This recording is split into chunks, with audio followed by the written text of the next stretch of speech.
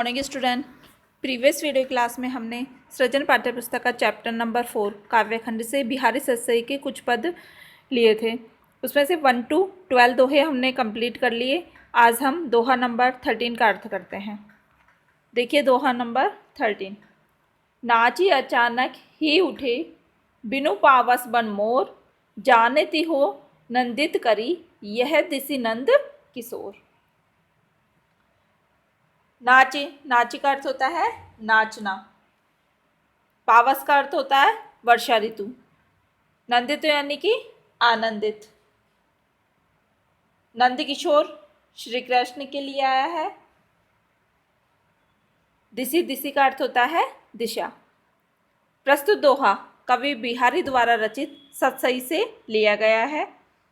प्रस्तुत दोहे में नायिका की विरह वेदना को सांत्वना देने के लिए उसकी सखी उसे वन में विचरण करने के लिए कहती है कि शायद वन में जो है श्री कृष्ण आज घूमने के लिए आए हुए हैं।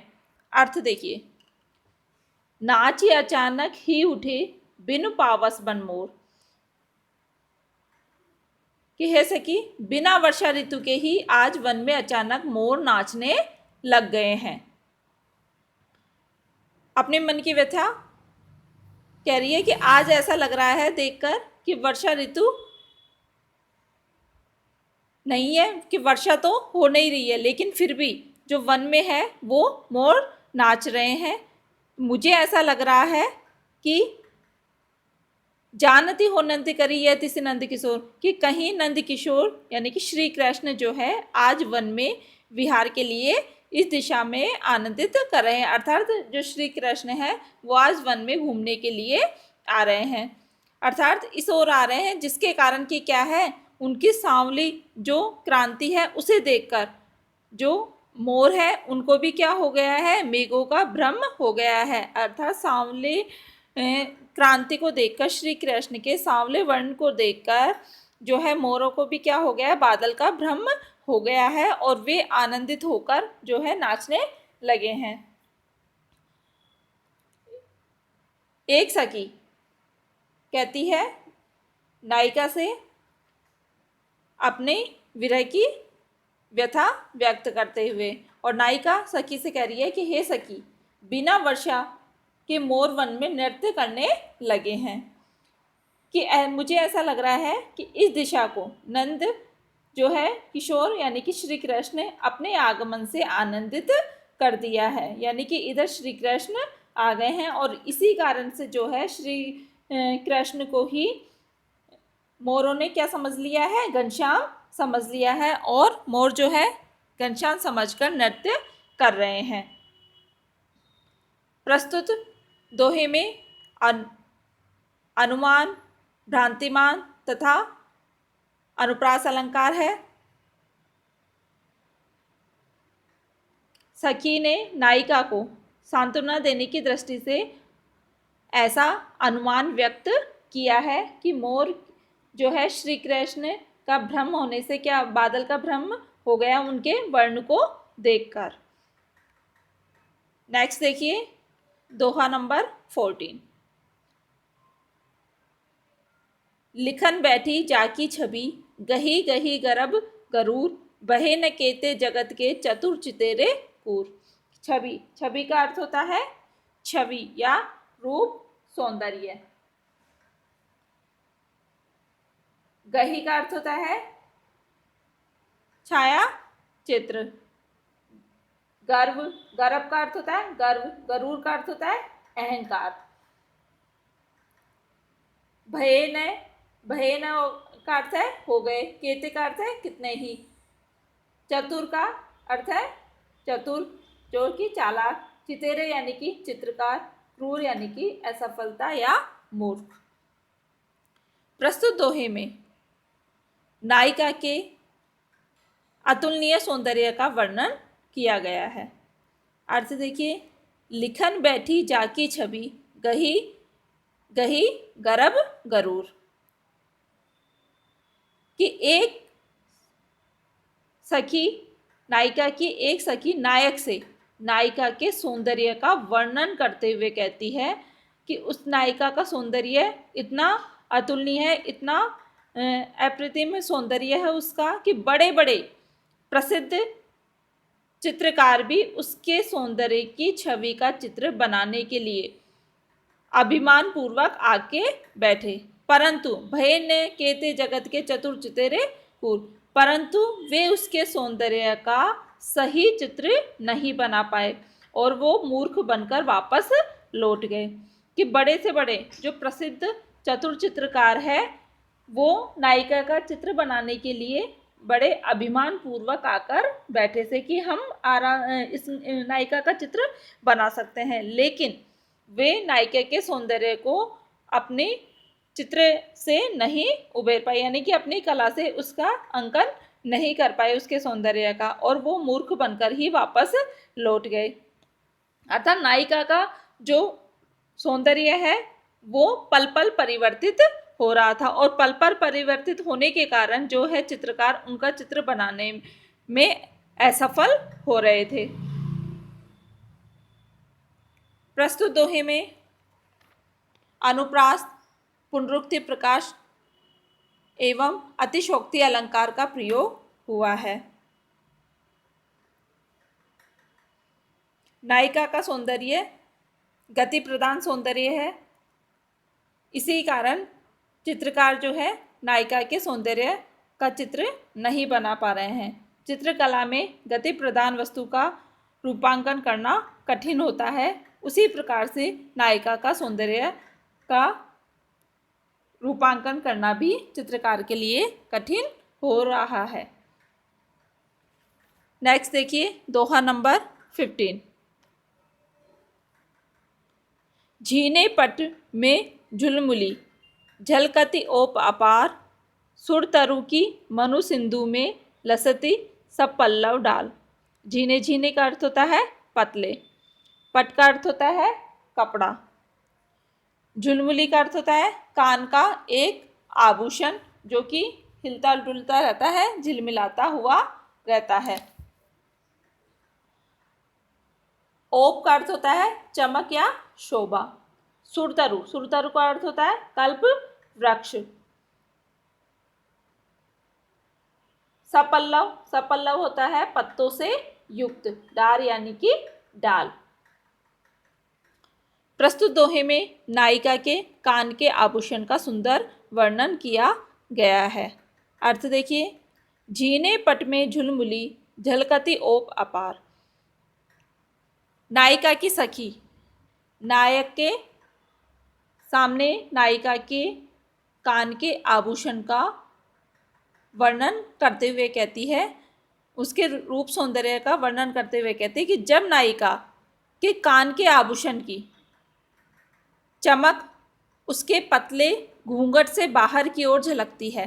झीने पट, झीने पट यानी कि पतले कपड़े से झुलमुली यानी कि चमक, झुलमुली कान का, झुलमुली यानी कि कान का आभूषण, झलकती यानी कि बाहर झलक रहा है। ओप अपार यानी कि ओट में से, कि जब पतले कपड़े का जो घूंघट है नायिका के मुख के ऊपर और उसके घूंघट से बाहर जब उसके कर्ण के आभूषण की आभा बाहर झलकती है, तब उसकी आभा इतनी सुंदर लगती है कि मानो सुरतरु की मनु सिंधु में लसते सब पल्लव डाल, कि मानो उसकी शोभा इतनी सुंदर लगती है कि मानो सागर में कल्प वृक्ष की डाल अपने पत्तों के सहित लहरा रही है। कि मानो इस प्रकार से लगता है नायिका के कर्ण का आभूषण पतले घूंघट की ओर से जब बाहर उसकी आभा निकलती है, बाहर उसकी चमक निकलती है, तो ऐसा लगता है वो हिलता हुआ, जब वो हिलता है कर्ण का आभूषण तो इस प्रकार से लगता है कि मानो सागर में कल्प वृक्ष की डाल पर अपने पत्तों से सहित लहरा रही है। कि सागर में कल्प वृक्ष जो है, जो वृक्ष पे जब पत्ते लहराते हैं तो वो अत्यधिक सुंदर लगते हैं, उसी प्रकार से नायिका का आभूषण जो है वो हिलता हुआ, उसकी चमक शोभा वो अत्यधिक शोभायमान हो रही है। प्रस्तुत दोहे में अनुप्रास एवं उत्प्रेक्षा अलंकार का प्रयोग हुआ है। साहित्यिक ब्रजभाषा का प्रयोग प्रस्तुत दोहे के अंतर्गत हुआ है। नेक्स्ट है दोहा नंबर 16। कहत नटत रीजत खीजत, मिलत खिलत लजियात, भरे भोन में करत है नैनन हीसु बात। प्रस्तुत दोहे के अंदर कवि ने नायक और नायिका के नेत्र संकेतों और लज्जा आदि का वर्णन किया है। अर्थ देखिए, कहत नटत रीजत खीजत, मिलत खिलत लजियात, कि एक सखी दूसरी सखी से कहती है कि जब सभा में नायक और नायिका बैठे हुए रहते हैं और सभी व्यक्ति जो है उस सभा के अंदर होते हैं, तो नायक नायिका नेत्रों के संकेत से ही एक दूसरे से बात करते हैं। नायक नेत्रों के संकेत से नायिका को प्रस्ताव करता है, तो नायिका नेत्रों के संकेत से ही मना कर देती है। कहत यानी कि कहता है, नटत यानी कि मना करना, रीजत यानी कि उसके ऊपर रीझना, खीजत यानी कि उसके ऊपर और भी अधिक खींचना, क्रोधित भाव से अंदर से। तो कहती है कि जब नायक नायिका को प्रस्ताव करता है तो नायिका जो है मना कर देती है। नायिका के मना करने की कला देखकर नायक जो है उस पर रीझ उठता है, परंतु उससे नायिका और भी अधिक खींचने लगती है। इस प्रकार दोनों ही संकेत करते हुए जब दोनों के नेत्र आपस में मिल जाते हैं तो वे प्रसन्न हो जाते हैं, परंतु वहाँ अन्य लोगों को देखकर उन्हें लज्जा भी होने लगती है और वो फिर से पुनः पूर्व वाली स्थिति में आ जाते हैं। प्रस्तुत दोहे के अंदर अनुप्रास अलंकार का प्रयोग हुआ है, श्रृंगार रस का प्रयोग प्रस्तुत दोहे के अंदर कवि ने किया है, साहित्यिक ब्रजभाषा का प्रयोग हुआ है। नेक्स्ट देखिए दोहा नंबर 17। कागज पर लिखत न बनत, कहत संदेशु लजात, कही ये सबू तेरो हियो, तेरे हिये की बात। कागज, कागज का अर्थ होता है कागज, लिखत यानी कि लिखते, लजात यानी कि लज्जाती है, कहिए यानी कि कह देना, हिये यानी कि हृदय। प्रस्तुत दोहे में नायिका की आदर्श प्रेम भावना व्यक्त की गई है। अर्थ देखिए, कागज पर लिखत न बनत, कहत संदेशु न लजात, कि एक नायिका अपनी विरह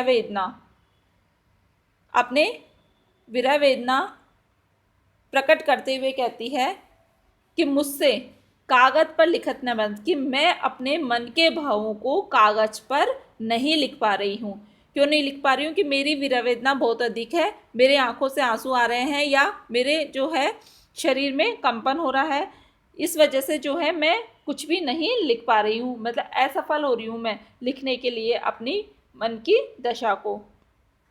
कहत संदेशु लजात, और मैं अपने मन का भाव संदेश के रूप में किसी दूत को भी नहीं कह पा रही हूँ, अर्थात मैं अपने मन के मनोभावों को लज्जा के कारण संदेश के रूप में किसी से दूत को भी नहीं कह पा रही हूँ, अपने मन की व्यथा को नहीं कह पा रही हूँ।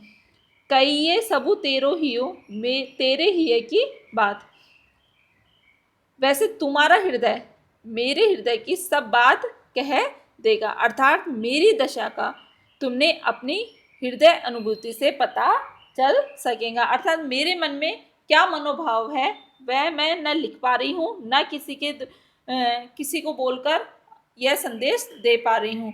आपको मेरे हृदय के भाव को आपके हृदय के भाव ही समझ सकता है और हृदय अनुभूति से ही मेरे हृदय की बातों का पता चल सकता है।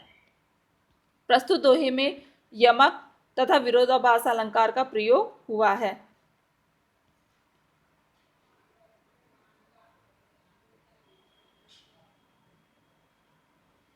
यहाँ होते हैं हमारे 1 to 17 दोहे कंप्लीट। जो नेक्स्ट दोहा है, दोहा नंबर 18, वो हम कल स्टार्ट करेंगे। आपको इन दोहों की व्याख्या अपनी फेयर नोटबुक में राइट करना है।